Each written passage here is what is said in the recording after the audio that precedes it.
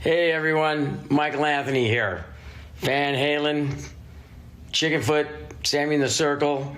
But anyway, you're listening to the only podcast that is dedicated to breaking down the entire Van Halen catalog one track at a time. And the podcast will rock. Ow! Hello, baby!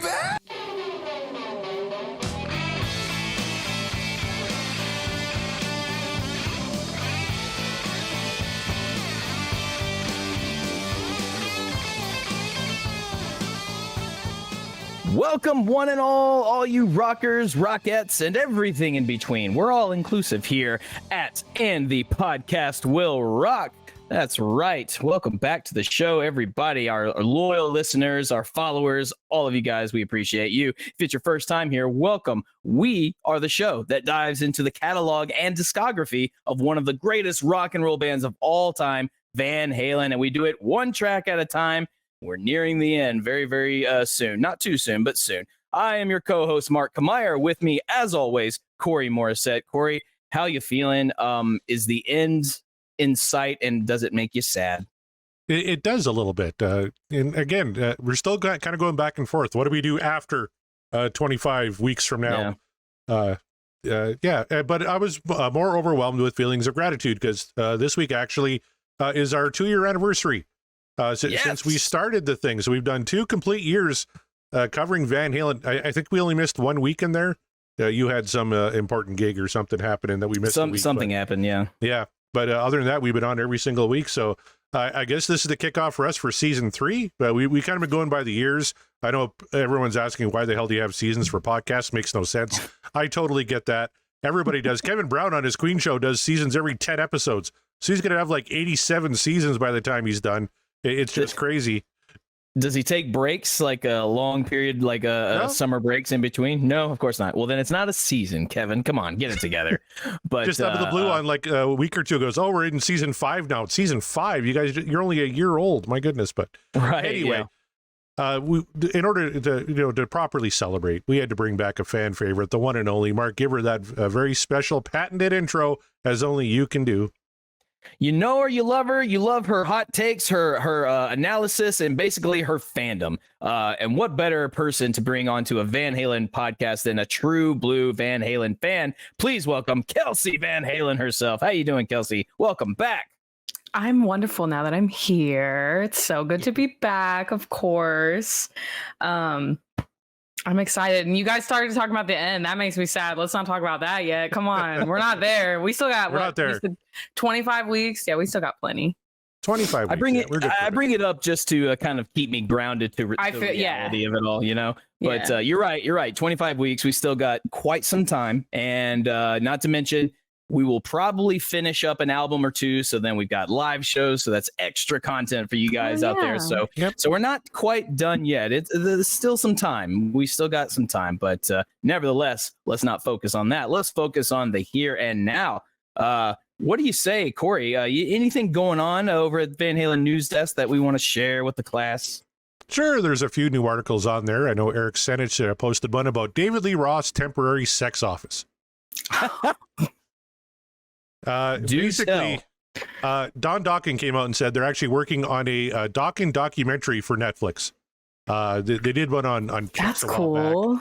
Twisted Sister had one on there. And now he says it's making a movie about Dokken from the 80s akin to Motley Crue's biopic. So it might not be a documentary. It might be a cast thing. But they took him down to the old whiskey and asked him, okay, what kind of stories do you have of the whiskey? And he said, well, upstairs at the whiskey, there was 3 dressing rooms and only 1 bathroom. And you had, nights where it was like 4 or 5 bands on the bill and nobody could use the bathroom because David Lee Roth was using it as his temporary sex office. So he said, you constantly had rock and roll heroes banging on the door saying, get the hell out of there. We got to pee. I'll be out in a minute. So David Lee Roth apparently loves using the bathroom as his temporary sex office. That's the important information you can get only from the Van Halen News Desk. Period. I mean, and who doesn't? Am I right? Like, who doesn't love using the public green room restroom as your personal sex office? I mean, look, if you're David Lee Roth, that's yeah.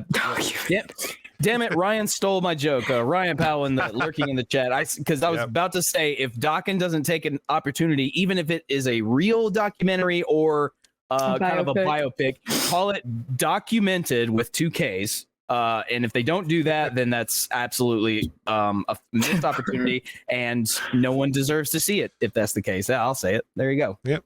And Tom says, "Thank God for temporary." Yeah, I don't think he's still there using it as his sex office. Right. Thankfully. He might be. I mean, for all we know.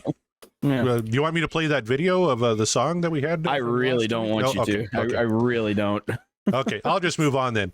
There's an interview with Paul Gilbert from the band Mr. Big, who's just about to wrap up their career, at least touring-wise, talking about how Van Halen 2 is a life-changing record for him. So that's a good little snippet of an interview you can catch on the news desk. And we also have a little snippet of an interview from Rick Ebbett from Triumph, talking about the US Festival and how it wasn't Van Halen's best moment. Because some people claim, I don't know who these people are, that Triumph kind of stole the show May 29th, 1983 on Heavy Metal Day. I'm not a huge Triumph fan, even though they're a Canadian power trio. I'll just leave it at that. But he talked about how Van Halen maybe partied a little too much during the day, and that's why they were off their game a little bit during that performance. Which happens to the best of them. Yeah, we've already covered on the show quite a bit. And finally, a little tidbit from Alice Cooper. And he claims in an interview that Eddie Van Halen really wanted a guitar lesson from Glenn Campbell.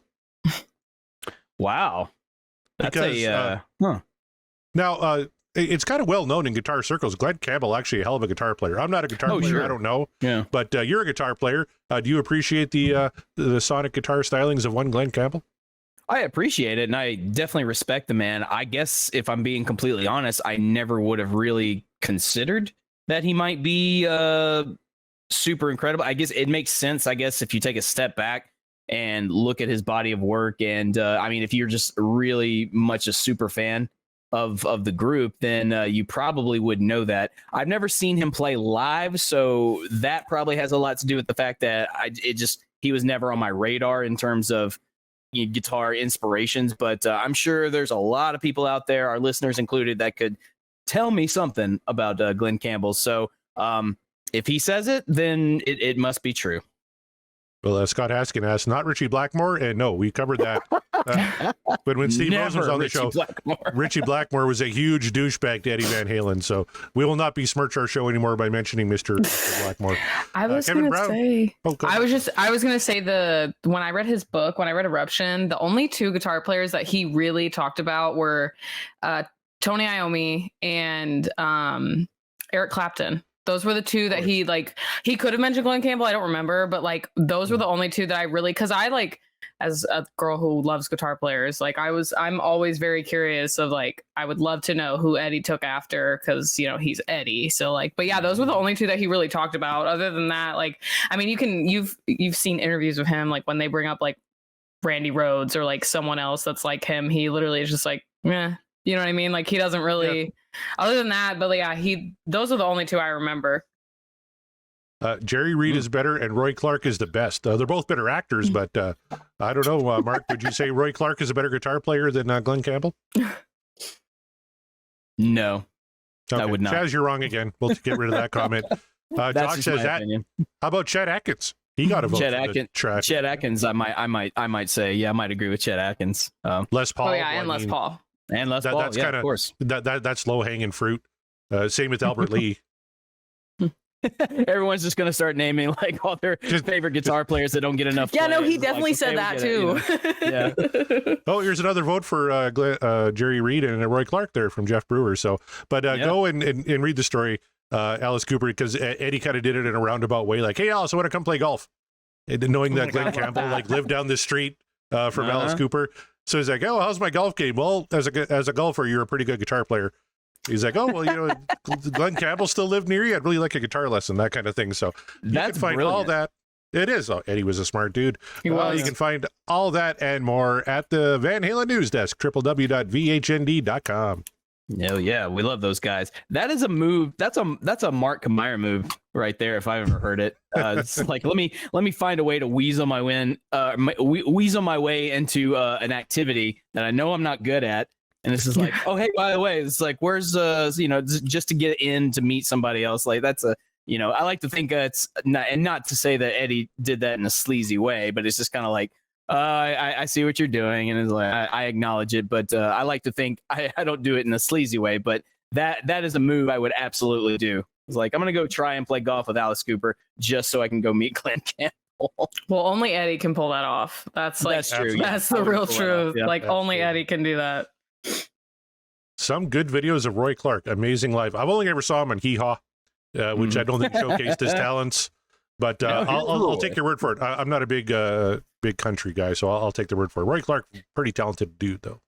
A lot of those country musicians, even today, have like deep like rock and blues roots. So like their playing is if you get them by themselves, sometimes you can hear them really showcase it in a live setting. But then when they're playing country, it really limits what they can do. These days, country's trying to be rock and sometimes metal and rap, and I don't understand that, but whatever. But I know that like some of the really, really, really talented musicians out there play country music, and you never know how good they truly are because they're kind of pigeonholed in the genre. So if they say Roy Clark was actually pretty superb, then I believe it. I believe it. Brad Paisley plays Hot for Teacher in his live show. I've seen him do it a few times. I'm glad you brought him up. Brad Paisley is a very good example of like he is really, really damn good. Say what you will about his music personally, but if you listen to him just play, he's good. He's very good. So good call. So is Keith Urban. Keith Urban's really good too. He's a really great guitar player. I believe it. Yeah. There's talented folks in country. I know you're Taylor Swift, I think, is a talented young lady. I know Mark's not really a fan, but yeah, look what she's doing. She's arguably the most famous person on the planet right now, and a billionaire for it. Yeah, I've finally like succumbed to like I do not hate Taylor Swift.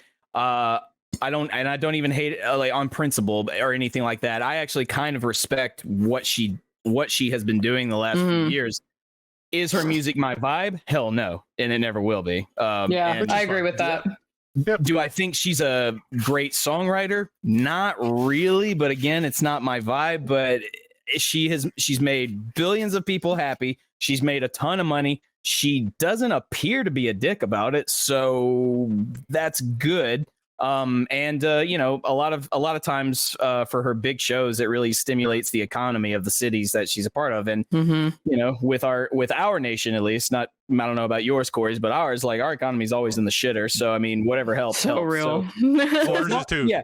Okay, so as long as she is doing these shows, performing at like a top tier level that supposedly she does, and honestly, if she's doing 3 to 4 hour shows each night, I salute you. That's difficult. That's very, very, very difficult. I don't think people really take that into consideration. But if she's doing that and she's continuing to do it and she's still not a dick about it, then make your money, girl. That's cool.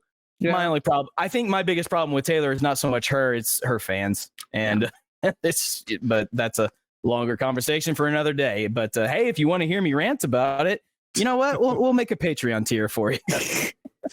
Mark rants about Taylor Swift. I tell you, your economy's in the tank. We have Canadian cities begging Taylor Swift to come play here. And, oh my gosh. She's doing 6 shows in Toronto and 5 shows in Vancouver, and that's a Canadian tour. And everywhere else is just like, please come. We need some help because Swifties come from all over. We got a stadium in Saskatchewan, only holds about 35,000, but she could do a week of shows here and sell out everyone. And yeah, she could do like a quick residency over there just to help boost the economy and just make a lot of good Canadian people happy. Yeah, Ryan telling the story at the time, Ed O'Neill met Taylor Swift, and she came up and said hi to him, and he knew she was famous but didn't know who she was. So he took a selfie with her and sent it to his daughter and said, "Who is this?" And she's like, "Oh my God, that's Taylor Swift." Oh yeah, that's how I know her. Yeah, that girl. Ed O'Neill can be forgiven for not knowing who Taylor Swift is by face. It's like, but at least he knew is like, this is obviously a famous person. I just don't know who it is. Like that's all well and good. So that's funny. Yeah, your Canadian cities are begging for a Taylor show. Meanwhile, I'm over here in Nashville, just be like, hey, Sleep Token, please come here so I can watch you guys before I've had enough. But again, another conversation for another day. So what else is going on in Van Halen news? That's about it. I think we can throw it back over to you to talk about the Twitter poll. Little contentious. Yes, let's talk about this. Yeah, let's talk about it. I mentioned to Corey off air about it got heated at one point. It got really heated in the conversation, and on the surface, I go, but why? Well, we're all civilized people, right? Van Halen fans. We never argue about Van Halen songs at all. Never. We certainly don't argue about who's singing in the band at the time. We never do that. So why is it happening all of a sudden? And I had my answer right away, because we discussed last week a Sammy Hagar era song. And I know there's a lot of you out there that are just on the principle that it's the Hagar era. You're going to go, Fooey and Pasha, downvote. I don't even need to hear the song. It's not Dave. It's not Van Halen.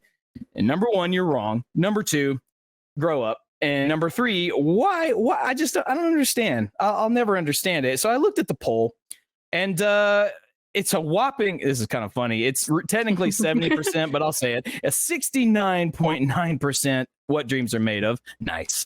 With a 30% The Dream Is Over.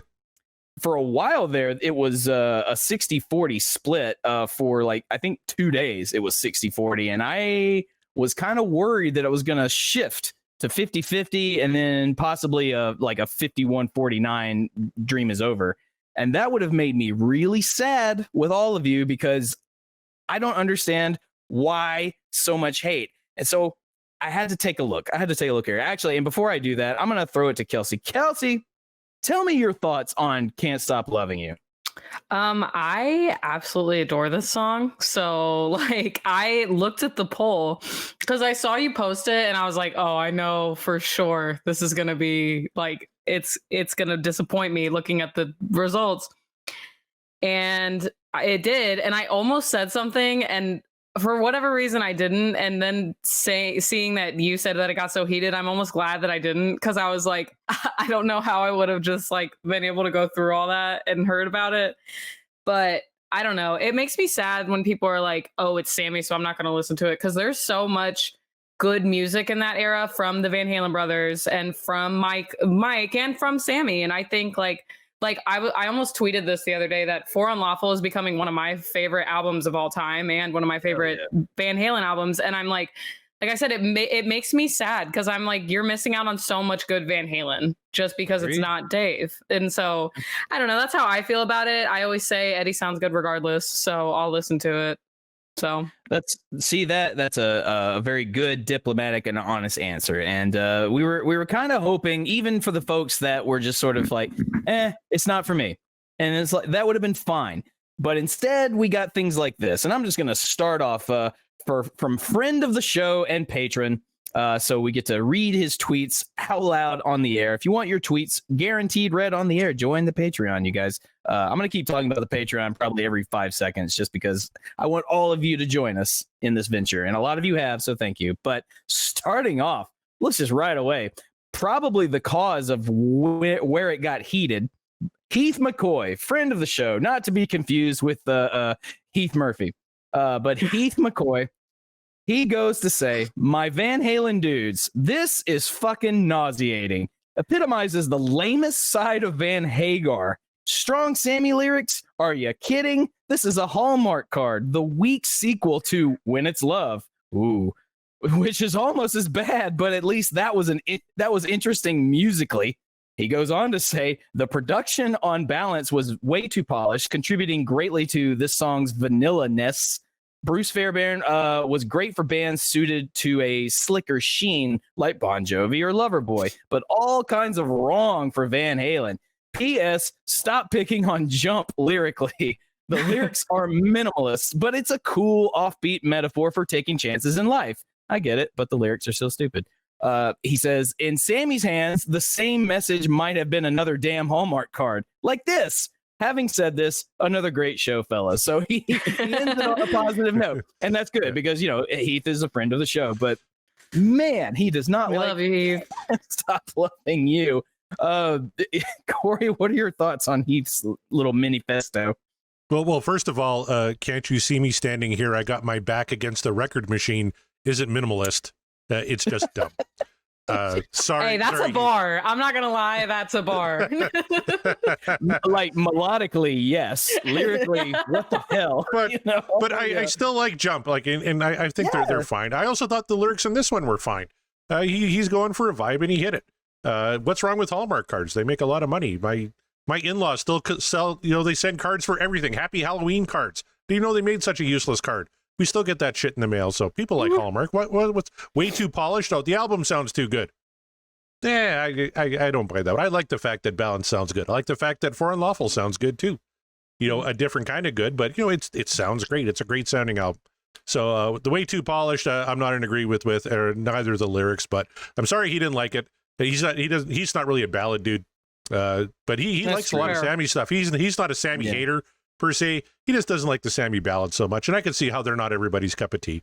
But at least he's respectful about it and says another great show and stuff. Some of the replies not so much. And by the by, yes, everyone loves Hallmark. People love Hallmark so much they built an empire, and now they're a classic mainstay television network. So say what you will about Hallmark. It was a reference to the music industry. It was actually deep. No, it wasn't. It was about a jukebox, Chaz. It's not that fucking deep. But moving on, Ryan Powell says to dismiss this as just a pop song completely undersells the underlying complexity and color hidden beneath the pop veneer. This one deserves a manifesto. Sorry, Mark. Don't apologize to me. I'm curious. Ryan, no one does it better than Ryan. So here we go. He goes on to say, the structure is sheer perfection, accessible, sure, and perfectly suited to a pop ballad. But it doesn't just rely on the 1-4-5 one would expect from a fluff pop song. That's a theory reference. Good job. The ostinato soaring over the progression, creating some interesting suspended chords. And just as you get comfortable, it throws the first of many curveballs as it shifts into a minor feel by moving to the fourth, which is major, but Sam's melody centers it around the minor second. Correct. I'd love to do a full analysis of the composition, but for relative brevity, I'll note that the pre-chorus 1 is a completely different progression than pre-chorus 2, a full modulation, which is also different from the bridge and pre-chorus 3. Beautiful. Every performance in this song shines. Sammy sounds great with a hook-filled soaring melody that approaches the heights of dreams, and the lyrics are top-notch ballad. It's not just campy love song. There's conflict and tension while still optimistic. The episode covered much of Al's brilliance on this one, and Ed has so many lovely reserved flourishes, including a perfect for the song understated melodic solo. Agreed. Mike provides a tasteful foundation and, as noted, a nice suspension at the very end. This song reflects an effortless complexity that makes it seem like a simple pop song in how well it flows from one thing to the next, but still provides a ton of depth if you want to look for it. Absolutely what dreams are made of. Ryan just nailing. I love. Ryan, never apologize for your manifestos or your manifestos. However, this was a long one. This was like 7 tweets. But I appreciate it, and it was very good, well thought out, and I love that. And you even threw in some music theory lingo, which I can appreciate. Although it does give me Vietnam flashbacks of college. So Tom says I did a full modulation once. I get what he's doing there, and I don't like. Do you know what that's from? Do you know what it's from, Mark? You're pretty young. Do you know what this reference is from? I know Kelsey that doesn't. She's way too young. I know that it's from a movie. Yeah, I know it's been referenced from other. Is it from Strange Brew? No, it's actually from Johnny Dangerously. Johnny Dangerously. Shit, I don't know why I thought Strange Brew. Joe Piscopo, Michael Keaton. That's right. I've heard it referenced like in other media forms. So I was like, wait a minute. Michael Triplett got it. Yeah, there you go. There you go, Michael. Good job. So, but no, yeah. That's good stuff, Ryan. So moving on, Kevin Brown says, I have a huge sentimental attachment to this song, but objectively, it's beautifully put together. A great example of those Van Halen songs that have breathing room for all the individual parts shine out. I've always loved the bridge and lead into the solo. Hashtag what dreams are made of. So yeah, there you go. Look, I've mentioned nostalgia, I think, in the show, and I remember that, if you have a personal connection to the song, whether or not it's objectively good or bad. It's like if it means something to you because of a personal connection, then you're going to automatically say like, yeah, absolutely, I love it. And there's nothing wrong with that. You have a connection. That's what music's supposed to do. It's supposed to connect you. Scott Monroe says, not my favorite off balance by a long shot, but it's easily what dreams are made of for several nostalgic and objective reasons. Minifesto inbound. Here he goes. Let's start with nostalgia, which, as Mark so rightly reminds us, is a powerful thing. This was the first Van Halen album I owned as a kid, and I listened to it a bazillion times over the course of a few years. I dig the song sequencing right after Seventh Seal's dark and moody opening Odyssey. Can't Stop Loving You is light, lovely pop in contrast, with so many flourishes from all bandmates. Sammy's lyrics are on par with most of his Van Halen ballads. It's straightforward and fine. Vocally, though, it's a real standout. His intonation and note holding on Only to Surrender is a chef's kiss. Ed, Al, and Mike all have moments to shine, and they do so without overshadowing one another. Ed's solo isn't flashy. It's imbued with emotion and personality. Understated, but memorable. I love Can't Stop Loving You. It's a pop side of Van Halen we could have only gotten in the Hagar era, and I'm grateful it and many more tracks on Balance were the soundtrack of my youth. And then he went on to note how many bots named Madeline liked his tweets. So that's a hilarious little aside. But no, thank you so much, Scott. Man, yeah, I love it. I love the manifestos, especially when you guys are full of passion, and those are passionate. And I agree with all that assessment. Brad Gould says, a fun and lighthearted song with well executed and recorded. Sammy's vocal performance is top flight, and Eddie shows once again how to play the song. Hashtag what dreams are made of. Yeah. We mentioned the solo and how the solo is not his flashiest. It's not the longest. Certainly I don't know if I would put it in a overall top 10, but as a personal favorite, I love it. I think it's great because he plays it to the song. He's not showing out when he very much could if he wanted to. And if he did, it would still fit, but I like he went the subtle approach. So good assessment there. Our buddy Tom Armbruster says, if the worst thing you can say is that it's not a fire-breathing guitar pyrotechnic showcase that we're used to from the band, well, that leaves a lot of room for this melodic jewel to shine in the rough. Yes, if that is the worst thing you can say about it. So, yeah, it's not their heaviest song. It's not their most flashy, but it's a power ballad, and there's nothing wrong with power ballads, you guys. There's not. If David Lee could do power ballads, he would have, but he couldn't, and he can't. So take that for what it's worth. Greg Zito says, I know this track lacks a lot of things Van Halen fans expect, but there is something genuinely sweet about it. The guitar tone and restrained solo bring a different emotion to the song. Hashtag what dreams are made of. Absolutely. No arguments whatsoever. And then look at this. Scott Everett says, about the perfect pop rock ballad. Nothing fancy for Van Halen, but still spectacular in every way. This is Sammy putting in the work lyrically. Interesting that the song is written from his wife's point of view about him in the middle of their divorce. I did not know that. Sorry, I got distracted. My cats are fighting. But yeah. I know it's weird screeching back there. I didn't know that was from his wife's point of view. I guess that's going to bring a new perspective in listening to the song from now on. So thank you so much, Scott, for bringing that to my attention, because I did not know. I was the day either. Yeah, I didn't know that either. But here I thought the screeching was Christy falling through the ceiling again. Don't even joke.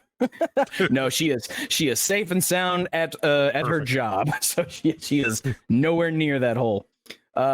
Jeff Brewer says, okay, not a horrible song per se. However, this song completely blows when you compare it to the songs that truly demonstrate what made Ed such a unique and exceptional musician. The band sounds good, and Sam sings the cheese well, but it's still cheese. Van Halen top 40 bubble gum pop. I like cheese. What's your point? Yeah, what's wrong with cheese, dog? Yeah, we hating cheese now, Jeff? What the hell? Come on. I did not sign up to do this podcast to hear cheese slandered like that. Okay, So real. yeah, I won't have it. Yeah. You know, I just won't. But thank you for your tweet, Jeff. We appreciate you. And then Ranting of a cheesehead. Ranting of cheese. Yeah, exactly. Look, cheese is life. Yummy. Okay, cheese is yummy, and sometimes, and not all cheese is great, but you still appreciate it for existing. Right. So, Exactly. there it is. So that's there you go. That's all our patron tweets. Again, you guys, if you want your tweets guaranteed read, because we did have quite a few, then join the Patreon. Get enjoy in the conversation. Jeff orders his pizza with no cheese, just sauce. It's just bread with sauce on it. Honestly, when I was a kid, sometimes I would peel the cheese and toppings off, and I just eat it that way, and it was delicious. So hey, again, don't be slandering either. Ryan Powell is on fire tonight. I got to tell you, man. I don't know what he's drinking here tonight, what he's manifesting or anything, but man, he is on point. He was ready. He was absolutely ready. I love that. I think that's it. Unless I'm just gonna make sure I did. Yeah. Okay. Cool. So there you go. There's the tweets. There. Thank you guys so much for contributing and letting us know your thoughts. And to Heath McCoy, we're gonna get you back on the show and be like, "How you doing, bud? How you doing?" Is that rant? No, we're all good. Talk about it. So. Well, you know what? Yeah. Kudos to Kevin Brown for coming to his aid. Kevin Brown is just a prince among men. And he said, well, whenever if anyone is going to pick on Heath Murphy, there's going to be an army behind him, and heading that army, the Maximus of our army, if you will, our Roman army is Kevin Brown. So good on you, Kev. Oh yeah, very good on you. He won't stand for it. So that's what I mean when I got heated. There was someone very much disagreed with Heath's assessment and would not let it go. And Kev jumped in and was like, "Hang on a second," and so. Look, that's funny. Have the conversations, you guys, but come on, keep it civil. Keep it civil. If it's going to get heated over a Van Halen song, then I just don't know what to say. Are you not entertained? Oh, I was thoroughly entertained. Which is why I didn't jump in the conversation myself, because I knew somebody would. And lo and behold, Kevin Brown, the hero. Not all heroes wear capes. Damn. That's right. There you go. All they right. are 4 feet tall. Don't start. You know, I'm going to find out. I'm going to find out on Tuesday morning, actually, because Monday I'm on my way to Saskatoon to see Kiss in Saskatoon. And then the next morning, exciting. Yeah, next morning, me and Ken are going to go out to Denny's and have a little breakfast and actually meet face to face. So looking forward to that. Kicking that door. What the fuck's up, Denny's? We're here to fuck shit up. That's right. Make that grand slam your bitch. Oh, again, see. I get this wrong every time. I say Kevin's 4 feet. He has to correct me. It's 4'11". So sorry, Kev. As a short king advocator, I'll have no slander of that as well. So that's good stuff. Make sure to take pictures. I want to see, because I don't know how tall you are, Corey, but I assume you're tall. I'm gonna look 8'3" when I stand next to Kevin. I tell you. Oh my god. You're gonna look like Thomas standing next to Mariano. That's right. That was perspective. That was shocking. I wasn't prepared for that. But that's a digression, you guys. What you're here for is our next favorite thing. The next favorite thing is not the spinning of the wheel. It's the thing before it. Raise your glasses, toast with me, say it with me. Manifestations. All right. We're going to go over to the Discord and check out. You see, if you join the Patreon, you guys, you can join the Discord and keep the conversation rolling. And honestly, the Discord conversations are some of my favorites, just because you guys, I can't keep up, but I love it because I'm entertained, and I love the conversations in there. So keep it up. We had a lot of manifestations for this one. People were excited for us to get back on the show, apparently. So Scott Monroe wants Jamie's crying. Wouldn't be mad about that. We got Josh wants Josephina because he said he's sick and that should finish him. Hashtag apologies to Gary. Well, we don't want to finish Josh off. No, we want him to feel better. So maybe not Josephina tonight. Maybe not. Hopefully not. Jeff said somebody get me a doctor, and there you go. So if you're feeling sick, Josh, that's what you need. You don't need Josephina. I'd love to hear that song. It might be time. Our new friend Michael in the Patreon, he wants Jamie's crying as well. So there's two. And let's see. And then of course, old Chaz Mataz, he wants some feckin' spanked because he enjoys chaos and he just wants to see Corey's reaction. I too want to see Corey's reaction as well, but we'll save it for when it happens. And after I was so good on his Rush show, which actually dropped yesterday or today, I can't remember which, but my appearance on the Rush Rash show is out now, and I got to say, I knocked it out of the park. I was maybe the best guest he's ever had. So he won't tell you that because he's humble, but I'll let you know that it's a really, really good episode. That one's on my listening queue probably for tomorrow during my workday, so I'm very, very excited to listen to how you just absolutely nail it. Tom Armbruster says Summer Nights. He wants Summer Nights. I'm shocked we haven't spun that one yet. I would love to talk about that song. Well, we shall see. Ryan Powell, he said he almost forgot, but he made it just in time. He wants The Dream Is Over, which would be really cool because at this point, I'm so used to hearing just the little tiny segment we play every once in a while when someone downvotes that it's like I've almost forgotten how the rest of that song goes. Such a banger. Yeah, I just know the little small part of it. Chaz says he's still basking in the afterglow. Right. I'm assuming for your Rush Rash show. And then Kevin Brown, he says he's going to double down on Summer Nights. So we've got some Summer Nights, and we've got some Jamie's Crying overall, like what people really want to hear. But I ask you, Kelsey, you're on the show. You're back on the show, and what Van Halen tune are you just itching to talk about? Gosh. Oh my gosh! Well, now oh my gosh. Summer Nights would be wonderful. That's definitely one of my favorites of theirs, especially off 5150. Yeah. Let me see the wheel. Oh my gosh. Dance the Night Away would be great. I love that song. Yeah. Or Somebody Get Me a Doctor. That opening riff is changed my life the first time I heard it. So I would love to talk about that song. Such a great song. Ooh. All right. Yeah. Let's do it. One of those. Just kind of throwing it to the wind. That's fine. I respect it. We're getting down to the wire, so I feel like that's allowed. Corey, how about yourself? I love Kelsey. Just basically anything. As long as so real. Whatever. Anything. Yeah.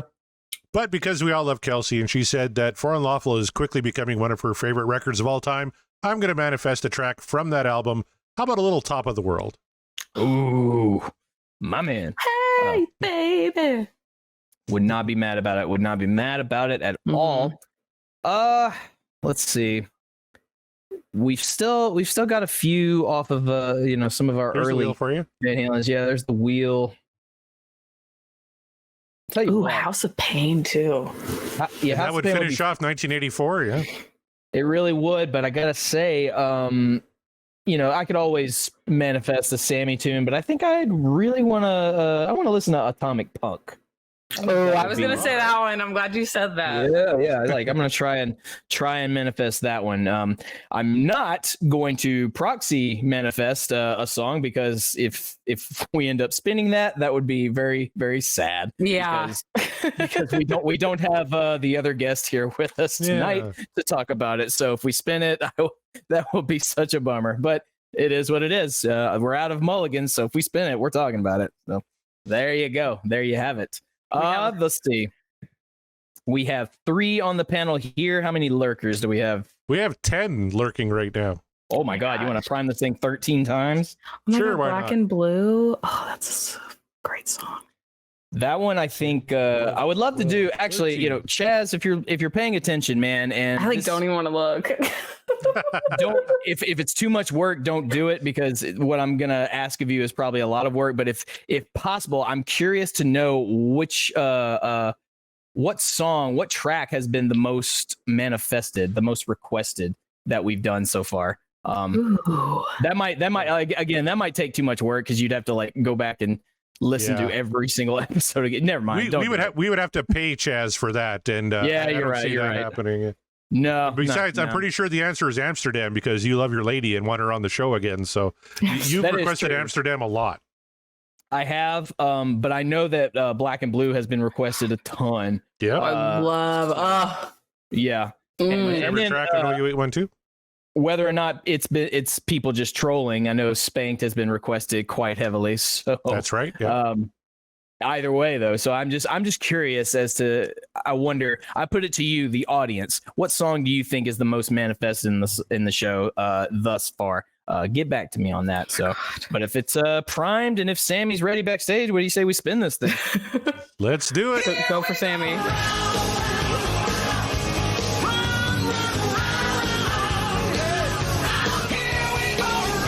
Oh, it's going to be a good one, ladies and gentlemen. You really got me from Van Halen 1. Oh, damn, Kelsey continues her good luck streak. Would have went crazy for Little Dreamer, though. I really would have. That's true. And look how close we were to Humans Being. Oh, that's such a... Yeah. Oh, man. That's a great song, too. We're going Somebody back. Give Me a Doctor was close. Yeah. Atomic Punk was close. It was close. Yeah, look at that. And Black and Blue was kind of close, but Scott's happy. One I actually know. There you go, Scott Haskin. Good for you, buddy. I would hope you would know this one, but classic old school Van Halen. So all of you Rothians will be very happy that we're talking about this one. This is fantastic because Kevin Brown, I think, is still in the chat, and he's a huge Kinks fan. So I want to hear his comments on the Van Halen version versus the Kinks version, because to me, there's no comparison. Like, it's a great song, but Van Halen really kind of made it their own. They really did. So much so that there's a whole generation, maybe multiple generations of fans that don't even realize this is a cover song because it just feels very much like a Van Halen song. So yeah, get back to us on that one, Kevin. I'm sure you'll have plenty to say. There might be a lot of people might have something to say about this one because in the course of the show, we have learned that a lot of the people are not down on Van Halen doing covers. Anytime we talk about Diver Down, it's just kind of like, why? It's the covers album. Like, It's a really good album. I don't understand why you guys are so upset. But yeah, as they said, the original cover tune, if you can call it that. But yeah, this is classic Van Halen. So I'm curious to see what the chat is going to be on this one. Oh, Chaz Charles emphatically says best rock cover band, period. I mean, I can't tell him he's wrong. You're not wrong. I don't think that's a bad thing. Like if you're looking to insult him with that moniker, I don't think it works. I think all caps. He's screaming. Stop screaming. We can hear you. Here we go. In the conversation for best rock cover, period. 100%. I agree with that sentiment. Yeah. How about you guys? Yeah, not to show my hand, but yeah. Absolutely, I would agree with that. Now, I will say it's been a hot second since I've listened to this one. As you guys know, I have put all listening of Van Halen on the back burner while we're doing this journey, unless we covered it. But any other track, it's just like, nope, I'm going into it as fresh as possible, only with the knowledge that I already had in my brain over the particular track. So this one, it's been a while since I've listened to. I might have a different opinion on it now. I don't know. All right. What do you say we get right into it? Let's head all the way back to 1978. This is the first single off of Van Halen's debut album, You Really Got Me.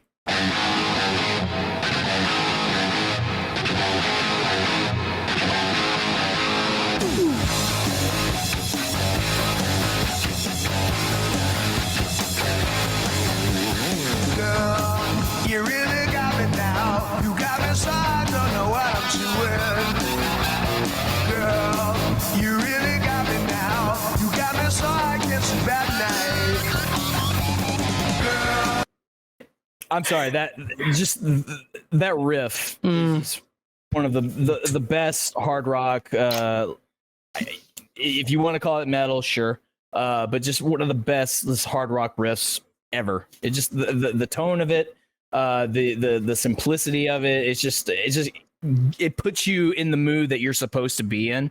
Like it fits the vibe of what the song is. It just cooks right from the beginning. How about you, Kelsey? What do you think early on? I could tell you're not a fan. Oh, no. You didn't see me. I was just dancing, actually. No, I love, oh my gosh, that opening. I think, hold on, let me figure out how to phrase this.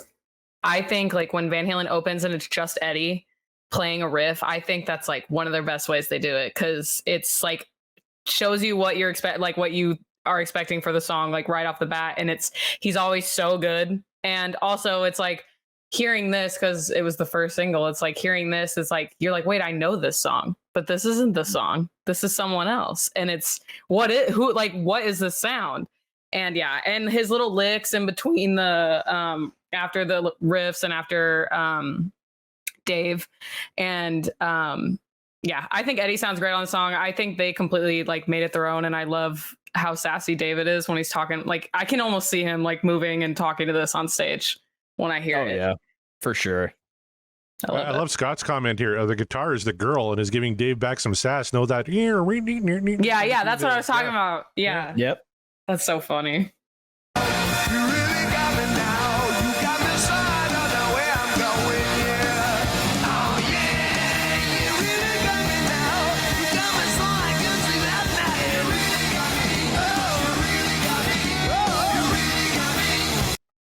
The harmonies. Oh my God.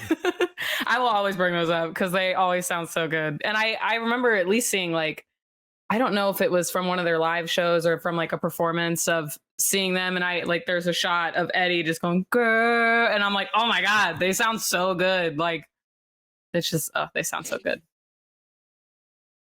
Ryan Powell says that riff, that tone sent shockwaves through the industry. No shit. Absolutely. Made Josh buy a Phase 90. There you go. Period. Why wouldn't you? If you're an aspiring guitar player or just a musician, whatever, and you hear that, especially given the time frame of when that comes out, why wouldn't you want to play and sound exactly like that? Right. Just because it's infectious. That is, it's you talk about killer hooks, and Van Halen is so good about writing riffs that just really hook. I mean, both vocally and musically as well, but something about that, and I know they didn't write this one for sure, but I mean, if you didn't know they didn't write it, you would expect it sounds like a Van Halen song. That's what we mean. They absolutely made it their own. It absolutely sounds like something they would have come up with if they hadn't heard the original, and it just fits, man. It just I don't even know where to go about that. It just everything about this works. Oh, I will say, speaking on the harmonies as well, this was one of the Van Halen songs that utilized the harmonies that when I was younger really made me pay attention to harmonization. Because when I was younger, I could sing and I did singing, but I didn't take singing seriously at the time because I wanted to be a guitar player after hearing Eddie Van Halen. But and I was aware of vocalists throwing harmonies in their songs. Of course, I mean, harmonies are nothing new, but this song is, I guess maybe it was just because it was Van Halen. I don't know, but like this made me pay attention to the fact that harmonies can be utilized in such a way that is not only does it sound good for the song, but it's cool. Like, I don't know, just to me, it was just, I grew up in a time where we were listening to music where harmonies were either not done, or if they're done, people, it just wasn't a cool thing to do because it was about like, no, be heavy, do some screaming, or don't do harmonies. Harmonies is stupid. Like, no, harmonies is not stupid. You're stupid if you just don't understand that harmonies are fucking great. But this was the song that was going like, oh, okay, you can make harmonies cool. But I mean, shout out to the original song for doing it beforehand, but still, just the Mikey, Eddie, and Dave combo of harmonies is just chef's kiss. Yummy. Absolutely. I found a little tidbit on songsfacts.com about You Really Got Me. This is Van Halen's first single. They learned a bunch of Kinks songs when they were just starting out, in part because David Lee Roth had one of their greatest hits albums. They often played them live at their shows when they were still a bar band. David said, quote, they sounded good. They were great to dance to. So that's why they were playing songs. There you go. You get the girls dancing, and that's you make your money. That's right.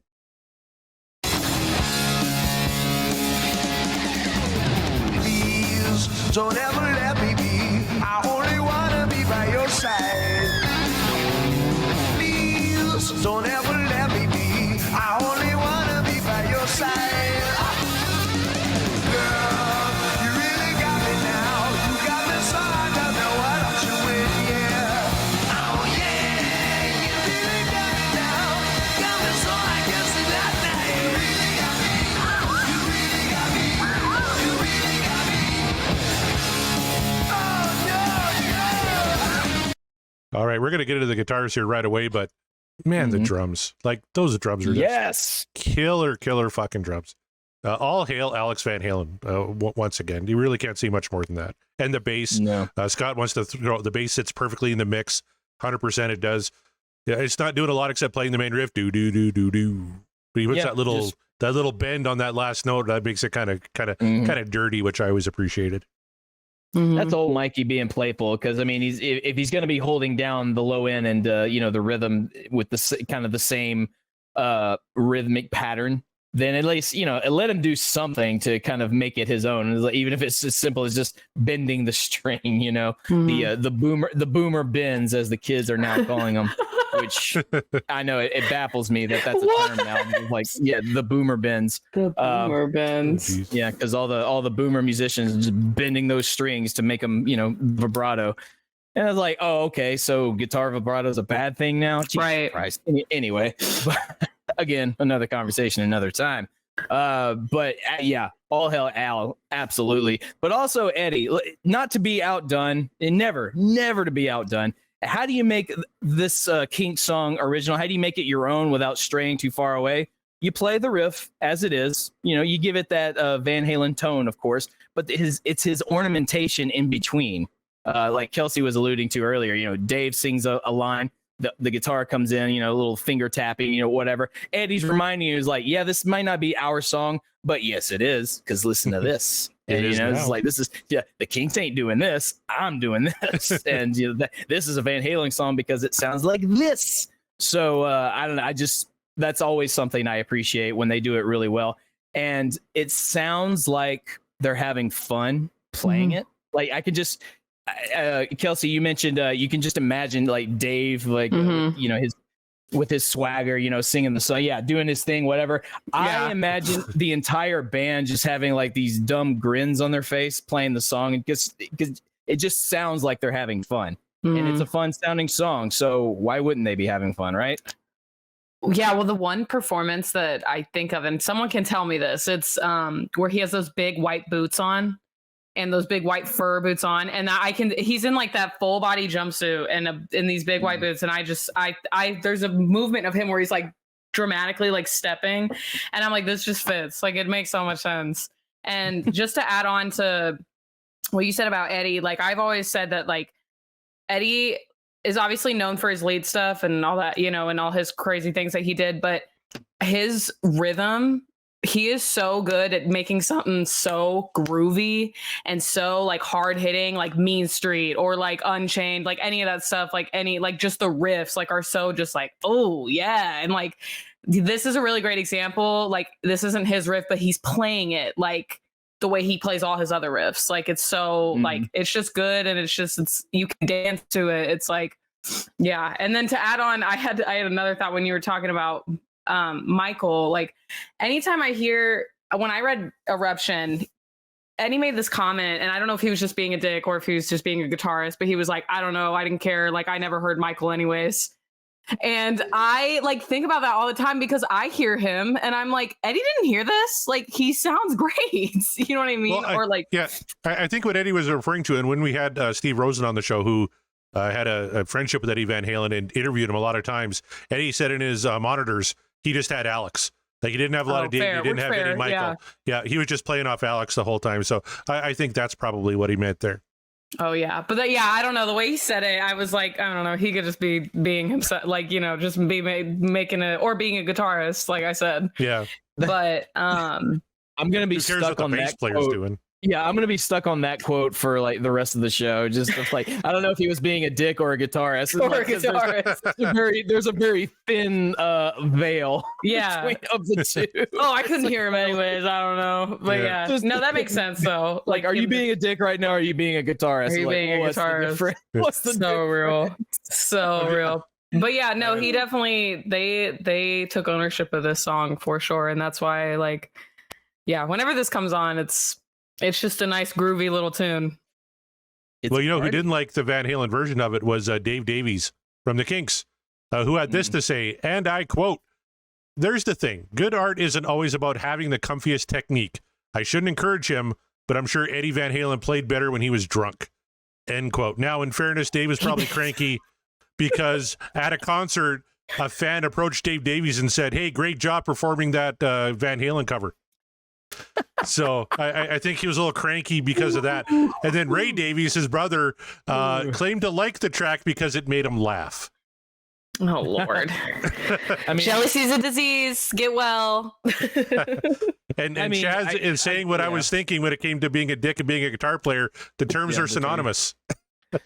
I mean, where's the lie? You know, and I'm speaking as and I'm a guitar player girl. That's just I'm speaking as a vocalist and a guitar player, and I'm here to tell you where's the lie.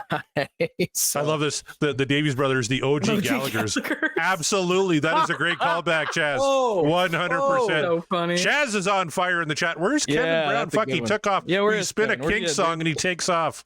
What a jerk! You know what he's doing? He's gathering his he's gathering his thoughts. He's probably tweeting as we speak. He's just like, here's my manifesto. I tweet him. Assholes. Hey, come back on. Like, where you at, bro? Where you at? Come on, Kev. MIA at Kev. Chaz just owned the Davies brothers, and good on him. That was fantastic, Chaz. Good job, buddy. All right, let's get back to the based on that report, I'm just saying, like, based on those quotes, I can't disagree with Chaz's assessment. So not at all. No, he hit the nail right on the head.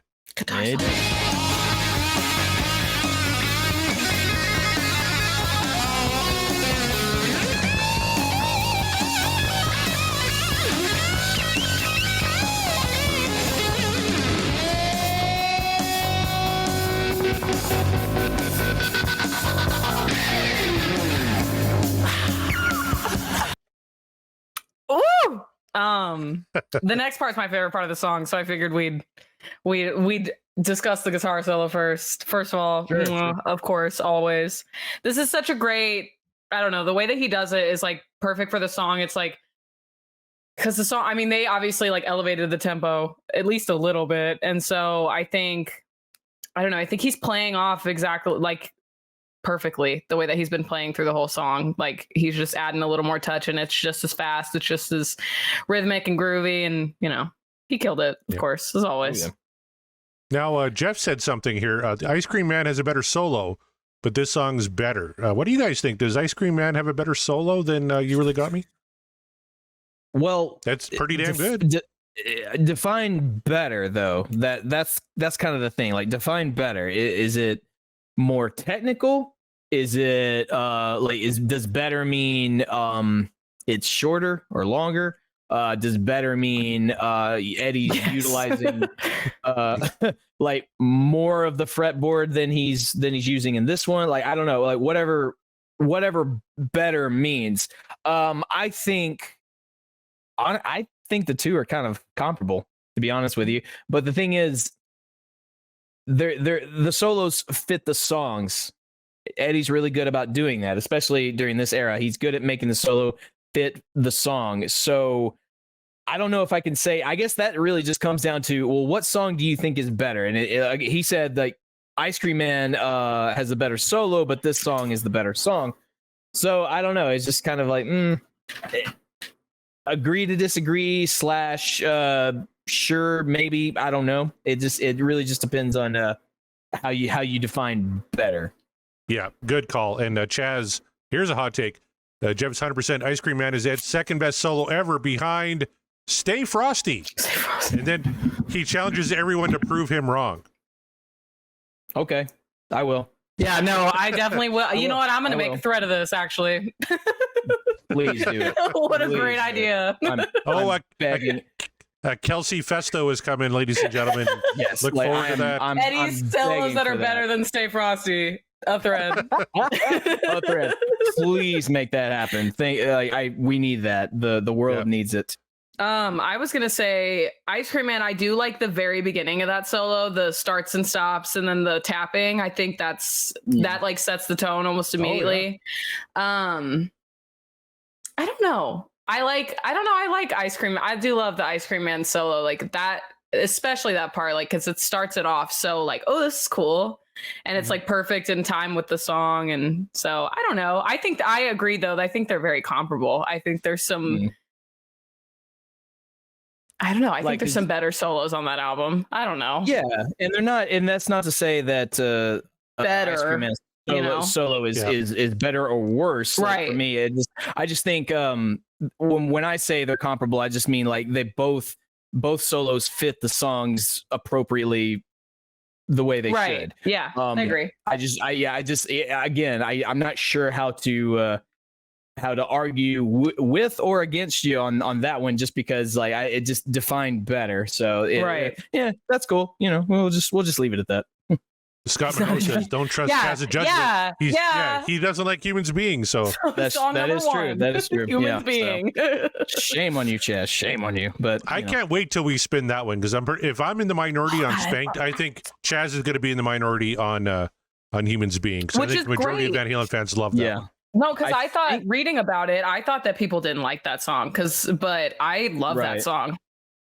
I think maybe I might do one up on you. You said I've manifested Amsterdam a lot. That might be one of the higher tiers. Like, I think I've manifested humans being a lot more than I've manifested Amsterdam. Yep. So that one's got to be of the songs manifested. That one's got to be up there somewhere. I would think so. Chaz is just emojis now. Is that a dance emoji? Like, I don't know what that is. I think so. And he says, "Yeah, Scott's not wrong. Chaz is like human being." Yeah. Ugh. Well, anyway. And then Scott says he doesn't like human beings, not humans being. He just doesn't like people. Well, I'm with him on that one. Yeah, I hate people. Yeah, I think not you guys. You guys are great. But not you guys. Yeah, except for everybody our audience. here. Everyone listening, you guys are awesome. You guys are fantastic.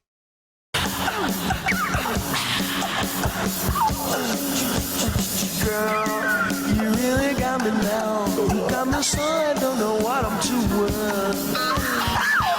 Girl, you really got me now. You got me so I can't sleep at night. Love the whisper on the "you got me so I can't sleep at night." Come on. Oh my gosh. That whole, like, the little noises in the back. Do you think that's all Dave? Doing those little ad libs in the back. Do you think any of the other guys would have done that? Because I don't.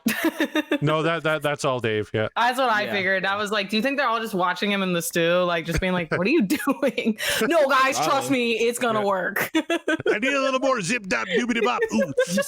Just let me do my thing, man. Just let me vibe. Yeah. Like, just leave him alone. Put a mic in the bathroom. Put a mic in the bathroom. I got a lady in here. Okay, Axel, relax. Anyways.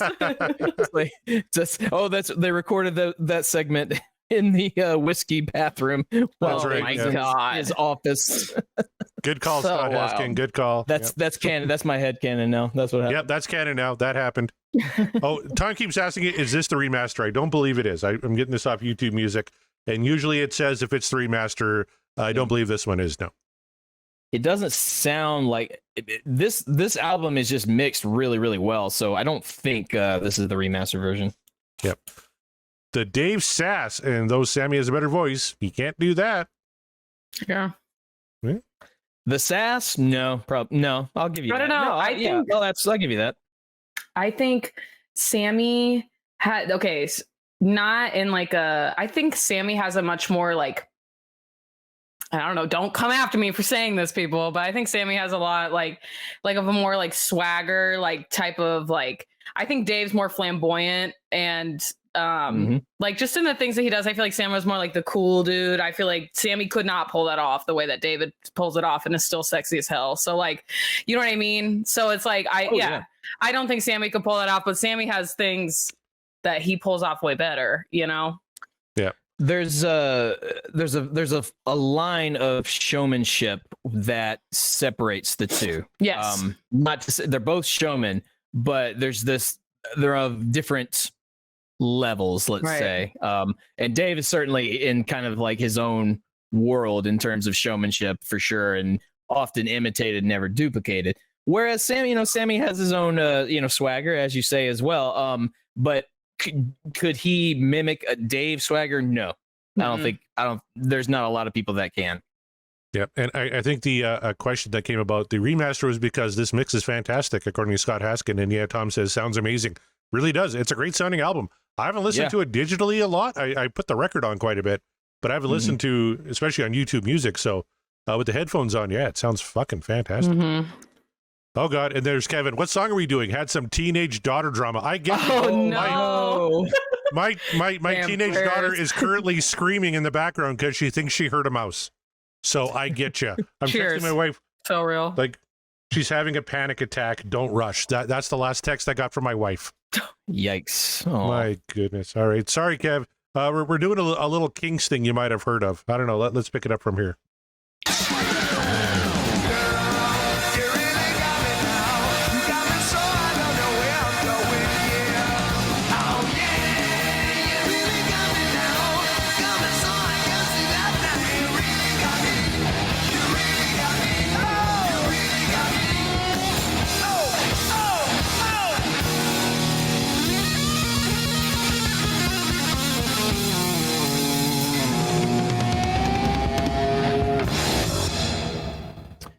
You really got me. Oh, absolutely. You tease. Yes. I was just going to let it go. No, seriously. I mean, sadly, we've done that one, but still, like, oh my. We just listen to it, whatever. Good. Bonus ep. It would be apt if it was feelings. Yes, because he's having teenager drama. My kid's still having a panic attack over an alleged mouse. Like, oh God. And now I'm getting shit in the comments. Why'd you stop it? I know. It's so real. Come on. You guys know we only cover one song. Yeah, and we covered that one. I swear to God, Van Halen are the only band who have any business covering the Kinks. We talked about the Kinks quite a bit, Kevin, and how much they hated Van Halen's version of this song and how much Van Halen's version kicks theirs in the nuts. So if you didn't know that this incredible song was originally a Kinks song, you would absolutely think it was Van Halen's original. It definitely sounds like one of their originals, I think, anyway. Because they made it their own. So, but we can discuss that more. And instead, let's. Scott Monroe says, fearless prediction. This could dethrone Little Guitars with a 99% What Dreams Are Made Of. Let's go. You know what? That would be really cool. I don't know if it's going to happen strictly because, and I'm not talking about you specifically, Scott, I'm talking about everyone else out there. For some reason, our audience is just very down about anytime Van Halen does a cover. It doesn't matter what it is. So that might be the only thing that prevents it from getting that high up, but I could be wrong. And part of me kind of really wants to be wrong. But before we do that, we gotta find out how we feel about this song. I'm pretty sure I know how we all feel about it, but I'm gonna go through the motions anyway. Kelsey, you're back on the show, honorary member of the show, of the panel here. What say you about You Really Got Me? Is it What Dreams Are Made Of and they got you, or did they just not catch you hard enough and the dream is over?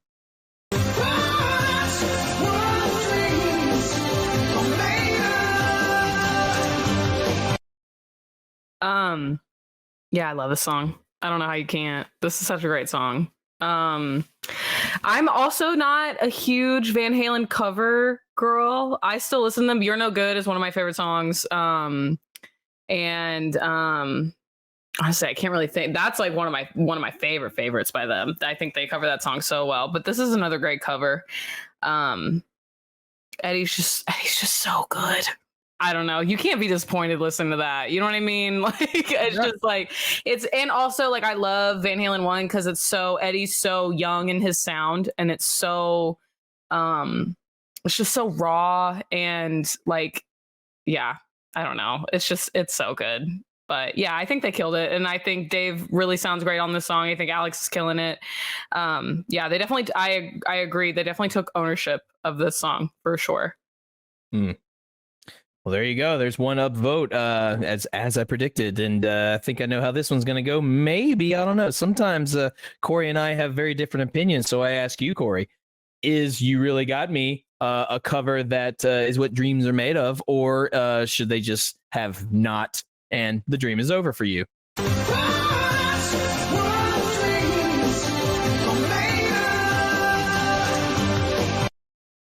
Come on. I mean, if I'm going to be on a Van Halen show, I'm going to downvote You Really Got Me. Like, that ain't fucking happening. I can't downvote anything from this record. Spoiler alert.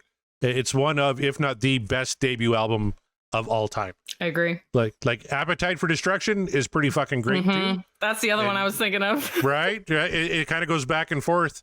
But come on, it's perfect. Like the Kinks, as a band, I have some issues with. Great songwriters though. Like they've had some fucking killer tunes. Lola is such a great song and way ahead of its time.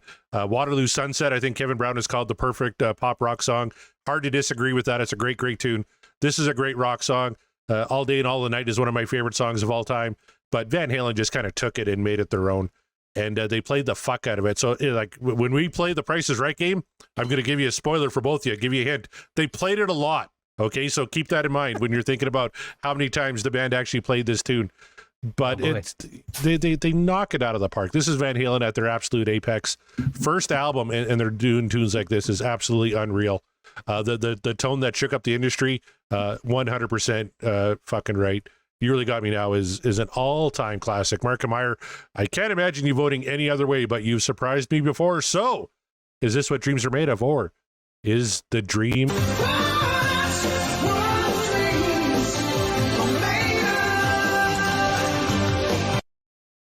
I kind of would just want to echo literally word for word what you said, but instead I'll paraphrase my own way of saying it. Why would I do a Van Halen podcast and downvote this song? Like that would make no sense. And also, spoiler alert, you are not going to hear me downvote anything from Van Halen 1 at all. I think it's, I know I'm a Sammy guy, but I've never denied my enjoyment of the Dave era tunes. Obviously, like check the voting, check, look at the Dave era stuff, like look what they brought to the table. So yeah, I don't, even though I think Sammy's a better vocalist, I'm never gonna like downplay a good track with Dave in the vocals. Stop hiding your hatred, says Scott. Oh, I never hide my hatred, believe me. This is known. But no, how are you considered a Van Halen fan and you think this, although it's a cover, it may as well not be, because like it's absolutely their song. Nobody listens to the Kinks version of this song ever. And if they say they do, they're lying. I'm talking to you, Kevin Brown. You're lying, because like Van Halen just made it better. It's just like when you listen to the song Hurt, are you listening to Nine Inch Nails version or are you listening to Johnny Cash's? Now, these days, you probably don't even know that Nine Inch Nails did the song Hurt, like they wrote it. Even Trent Reznor himself is like, that's no longer my song. That's Johnny's, because his version is so damn good. And you can say what you want about it, but like that's a prime example. Sometimes when someone comes along and covers a song and makes it their own, it's theirs. All Along the Watchtower, people don't even know that's a Bob Dylan song. Bob Dylan himself said, nope. As soon as Jimmy recorded his version, it's his song, because holy shit. That's what I was thinking. That one of the best covers, rock and roll covers of all time, is that one. Good call.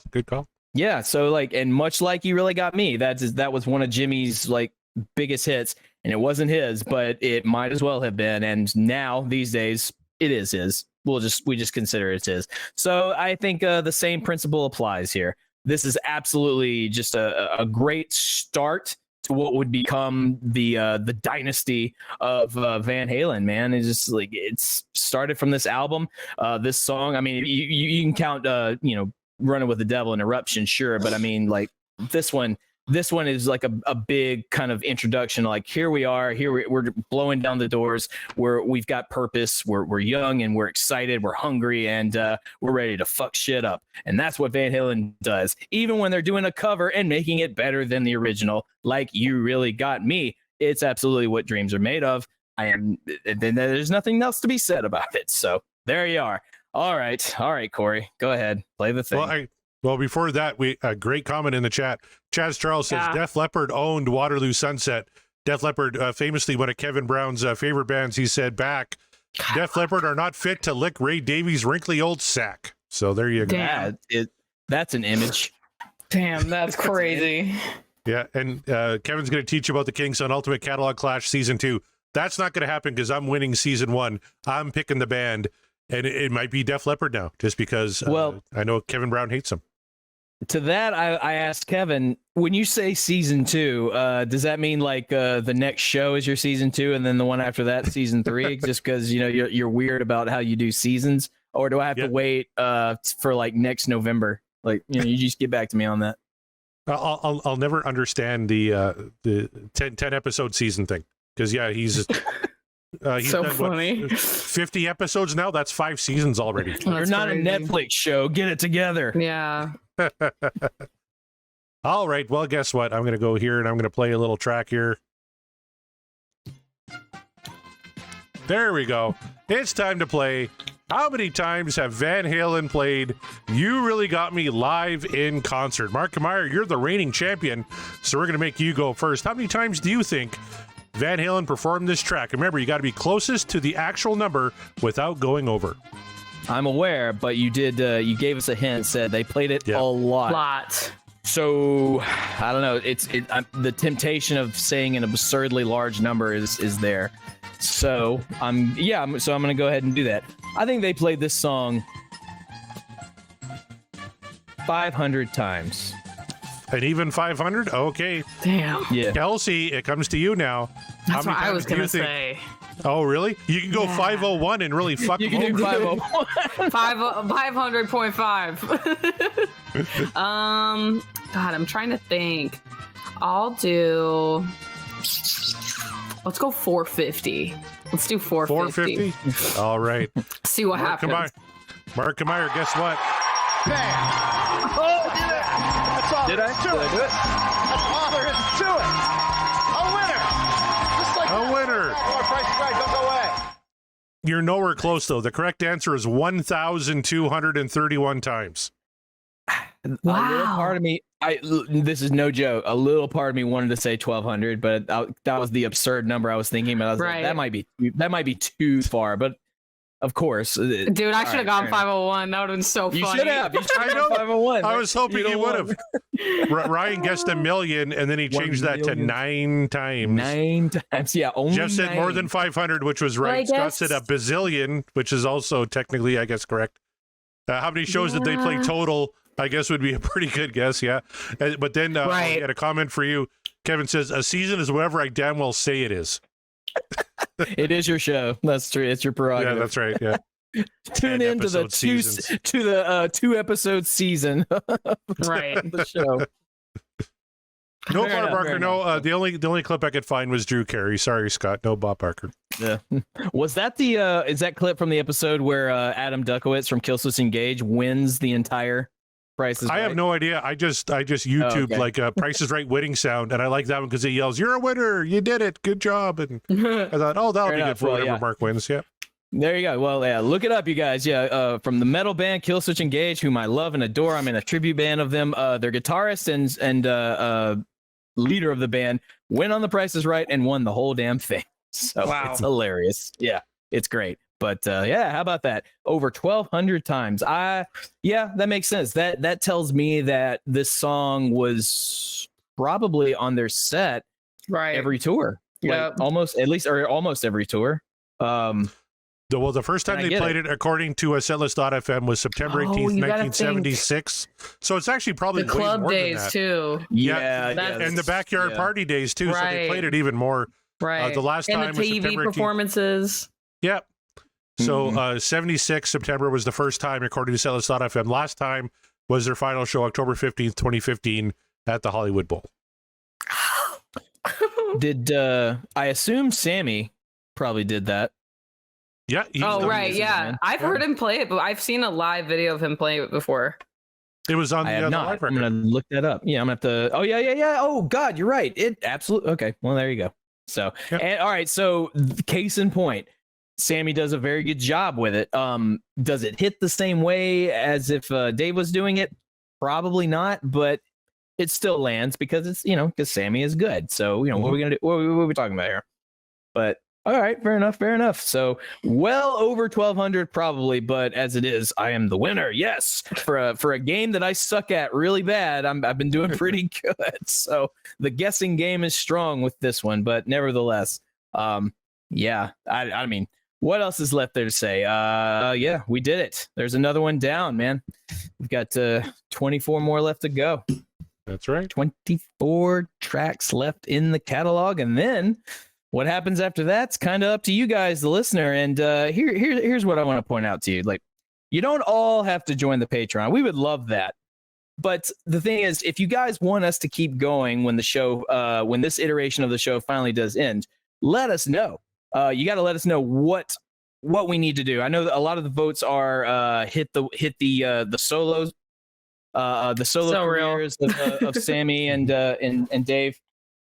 Let's just do the rest of the wheel tonight. Might as well. If it wasn't a school night for me, then I might be like yes, but also like there's not enough beer for it. But so maybe when we get to like the final 5 or the final 4, maybe we'll push on through. But that's a conversation for another day. If you want that, then let us know.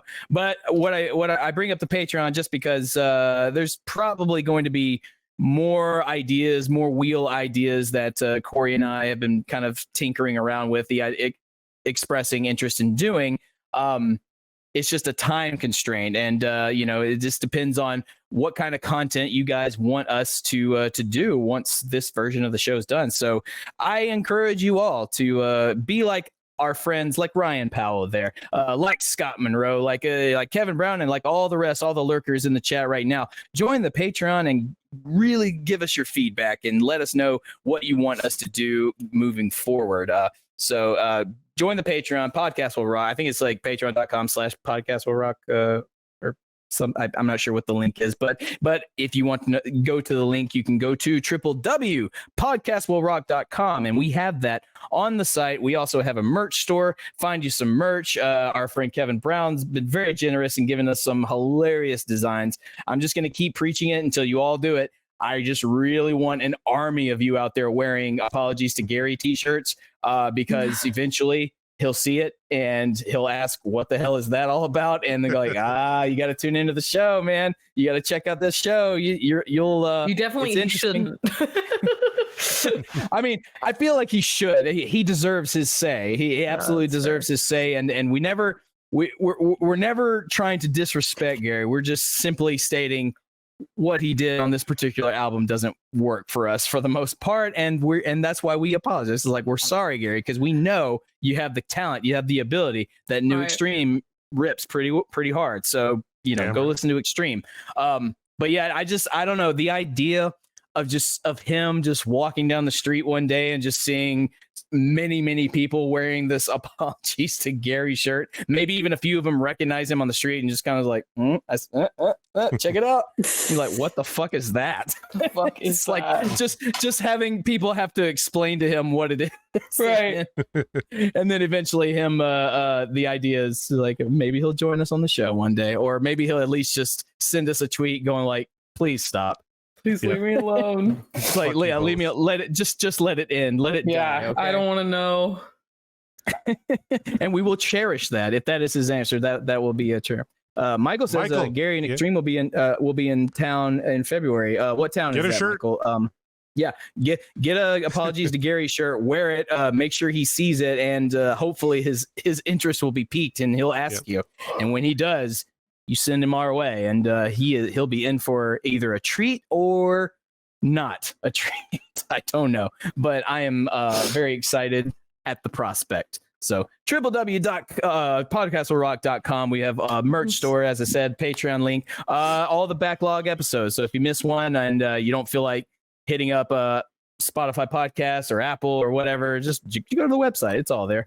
And then we have, as I mentioned, the Patreons and all of you lovely patrons. I'll go ahead and read out the list of all of you right now.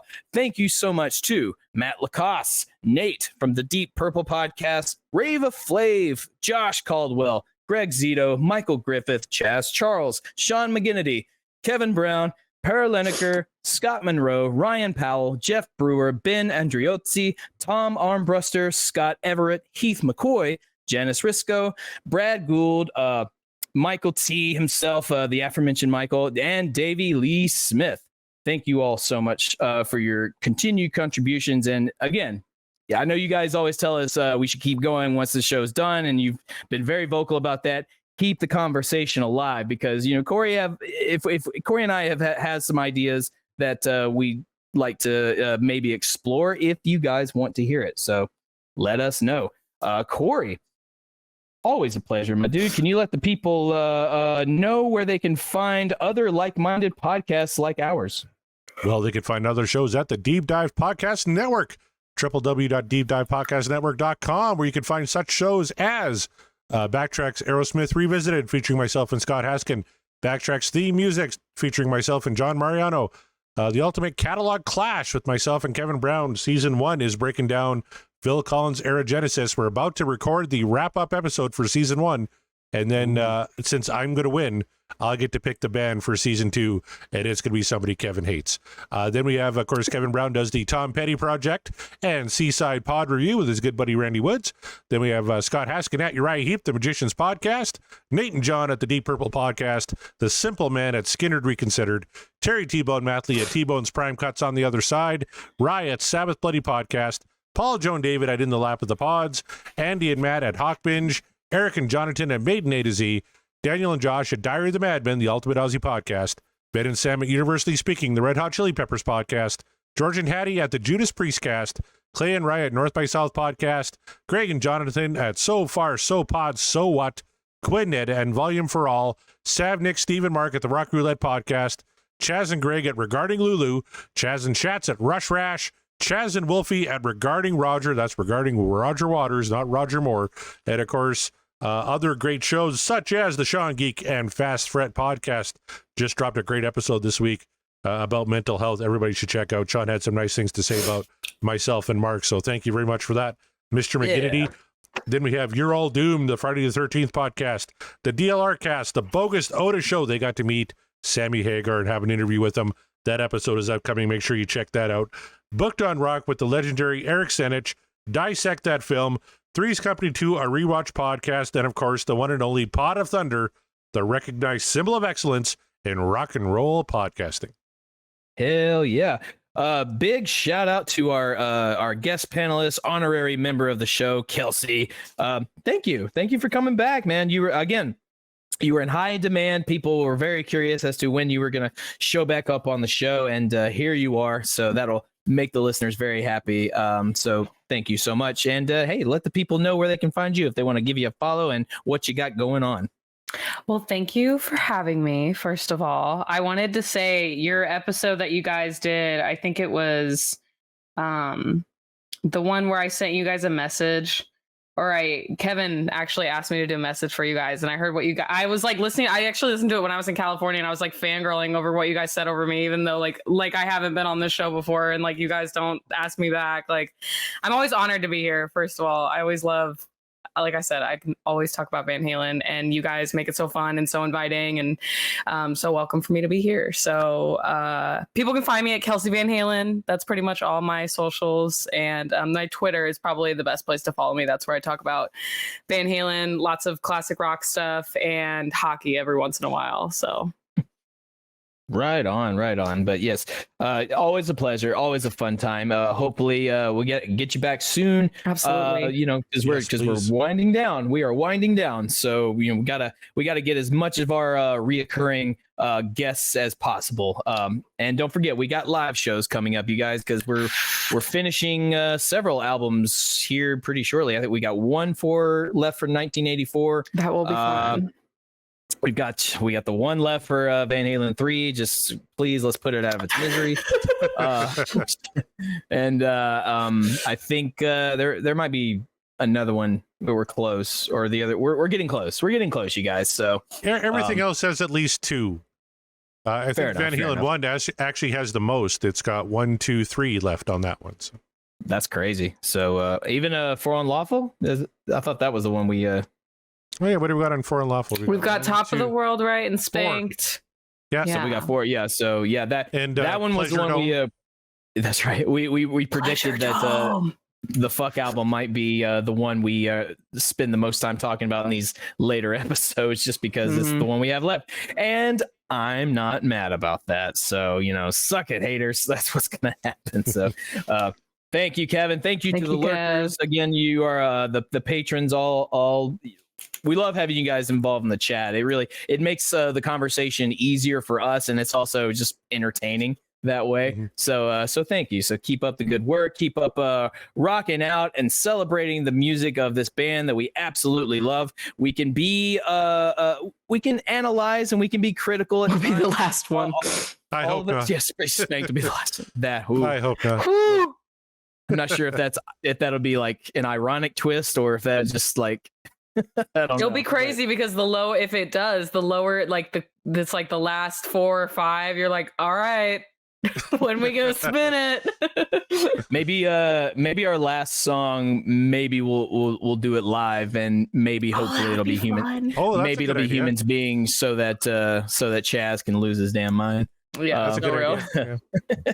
Maybe we'll talk it over. But hey, you, the audience, let us know. Should we do that when we finally get down to the last one? Should we make it a live show and just get everybody in the conversation as we can? Let us know. Make your voices heard. You guys are really, really interactive, and we love that. It keeps the energy going, and it keeps us feeling alive, and makes us want to keep doing this longer. And I mean, frankly, Corey's going to keep going because all of the podcasts are going to be absorbed by him, and we're all under the CMPU soon. He is the Galactus to this Marvel universe, and you're all doomed. And that's not a pun. That's just a fact. So, but until that time, on behalf of Kelsey and Corey and myself, we are, and the podcast will rock, and we will rock you later.